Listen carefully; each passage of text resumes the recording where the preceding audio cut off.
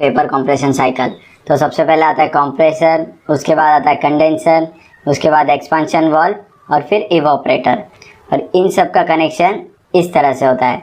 Compressor से एक outline जाती है कंडेंसर में, कंडेंसर का आउटलेट जाता है एक्सपांशन में, एक्सपांशन का आउटलेट इवोपरेटर में और इवोपरेटर का आउटलेट वापस कंप्रेसर के सक्शन लाइन में। तो इन लाइंस को क्या बोलते हैं हम? जो कंप्रेसर है उसका जो इनलेट है, आप देख सकते हैं जो इवोपरेटर से लाइन आ रही है कंप्रेसर में, आप देख सकते हैं यहाँ से जो लाइन आ रही है ये, इसे हम बोलते हैं सक्शन लाइन। ओके, कंप्रेसर का जो आउटपुट है उसे हम बोलते हैं डिस्चार्ज लाइन।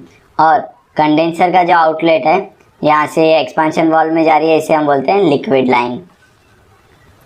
तो सबसे पहले हम देखेंगे कंप्रेसर का मेन काम क्या है। तो कंप्रेसर का जो काम है वो है लो प्रेशर रेफ्रिजरेंट को हाई प्रेशर रेफ्रिजरेंट में कन्वर्ट करना है। इसमें क्या होता है कि जो कंप्रेसर है ये रेफ्रिजरेंट को कंप्रेस करता है।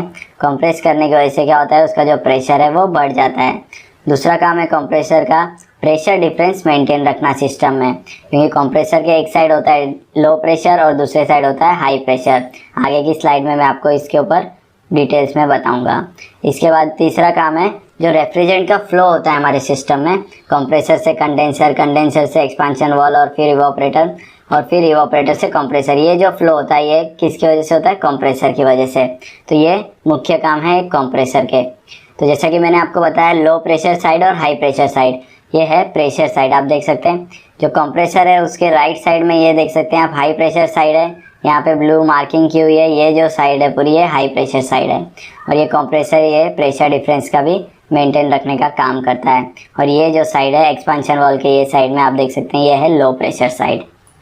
आगे बढ़ते हैं तो आप देख सकते हैं जो कंप्रेसर है हाई प्रेशर और हाई टेम्परेचर की वेपर रेफ्रिजरेंट, ये काफ़ी इंपॉर्टेंट है। काफ़ी क्वेश्चन सवाल पूछे जाते हैं इंटरव्यूज़ में कि रेफ्रिजरेंट कौन से स्टेट होता है, उसका प्रेशर क्या होता है, उसका टेम्परेचर कैसा होता है।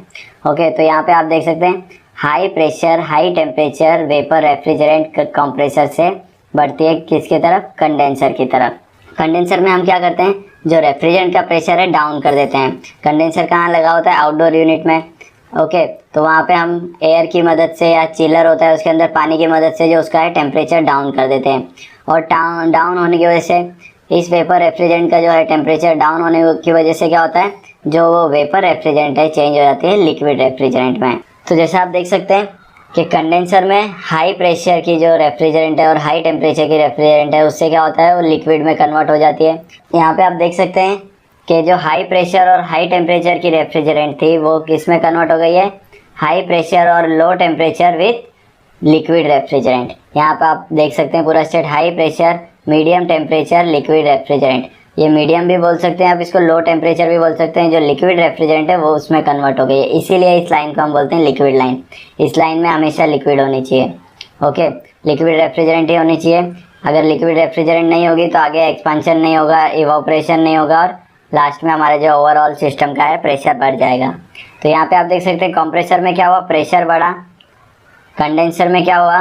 टेम्परेचर कम हुआ। प्रेशर उतना का उतना ही है, हाई प्रेशर है इसमें भी, यहाँ भी हाई प्रेशर था। ओके, आगे क्या होता है? Expansion valve. आगे जाती है एक्सपांशन वाल्व में। तो एक्सपांशन वाल्व क्या करता है कि जो रेफ्रिजरेंट है उसका प्रेशर ड्रॉप करता है। किस तरह से? इसके अंदर एक बहुत बारीक जगह होती है जहाँ से रेफ्रिजरेंट पास होता है और ये पास होने की वजह से जो उसका जो प्रेशर है वो डाउन हो जाता है। दूसरा काम जो एक्सपांशन वाल्व करता है वो प्रेशर डिफरेंस मेंटेन करने का, जैसे कि हमने देखा कंडेंसर के केस में।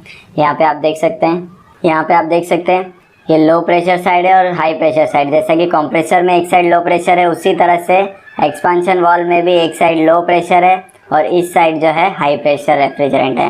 ओके, तो इस तरह से आप देख सकते हैं जो एक्सपांशन वाल्व से रेफ्रिजरेंट निकलती है उसका स्टेट क्या होता है? लो प्रेशर लो टेम्परेचर की लिक्विड रेफ्रिजरेंट। ओके, अभी जो टेम्परेचर है वो भी कम हो गया है, प्रेशर भी कम हो गया है, लेकिन जो रेफ्रिजरेंट है वो अभी भी लिक्विड रेफ्रिजरेंट है। तो ये जो रेफ्रिजरेंट है जाती है कहाँ पे? इवोपरेटर में। तो इवोपरेटर का क्या काम है? इवोपरेटर क्या करता है, जो एडजॉइनिंग है जहाँ पे भी इवोपरेटर लगा है वहाँ की जो हीट है वो एब्जॉर्ब कर लेता है। जैसा कि हम देखेंगे रेफ्रिजरेटर के केस में अंदर जो इवोपरेटर होता है वो अंदर जो भी हमने खाना रखा है या कुछ भी चीज़ें रखी है उसकी हीट एब्जॉर्ब कर लेगा। एसी के केस में इंडोर में जो एयर है उसकी हीट एब्जॉर्ब कर लेगा और ये हीट एब्जॉर्ब करने की वजह से क्या होता है, उसका जो रेफ्रिजरेंट का स्टेट है वो चेंज हो जाता है। इसमें क्या होता है, जो रेफ्रिजरेंट है लिक्विड स्टेट से वेपर में कन्वर्ट हो जाता है बॉयल होने की वजह से, क्योंकि क्या होता है जो रेफ्रिजरेंट है उसका बॉइलिंग पॉइंट बहुत कम होता है। इसमें आप देख सकते हैं जैसे हम अगर पेट्रोल लेते हैं और पेट्रोल अगर आपके हाथ पे डालते हैं तो हाथ को क्या होता है वो पेट्रोल इवोपरेट हो जाता है क्योंकि उसका बॉइलिंग पॉइंट कम है, और उसी दौरान आप देखेंगे कि जो आपका हाथ है वो ठंडा हो गया, तो यहाँ की वो हीट एब्जॉर्ब करके वो इवोपरेट हो जाता है, खुद हाथ की आपकी जो हीट है वो एब्जॉर्ब करता है और इवोपरेट हो जाता है। इसी तरह से हमारे रेफ्रिजरेंट का भी जो बॉइलिंग पॉइंट है वो बहुत कम है। यहाँ पे क्या करता है ये एडजॉइनिंग की हीट ले लेता है और वो बॉयल होके इवोपरेट हो जाता है, और क्या करता है जो लिक्विड रेफ्रिजरेंट है उसे चेंज कर देता है वेपर रेफ्रिजरेंट में। और आप देख सकते हैं इवोपरेटर से जो आउट निकलती है वो लो प्रेशर लो टेम्परेचर की वेपर रेफ्रिजरेंट आउट होती है, और ये लो प्रेशर लो टेम्परेचर की जो वेपर रेफ्रिजरेंट है ये जाती है सक्शन लाइन में, और इसी तरह से फ्रेंड्स ये साइकिल चलती है वेपर कंप्रेशन साइकिल की। अगर आपको इसके बारे में और कुछ भी डाउट्स हो तो नीचे कमेंट्स में लिखिए, हम ज़रूर उसके आंसर्स देंगे।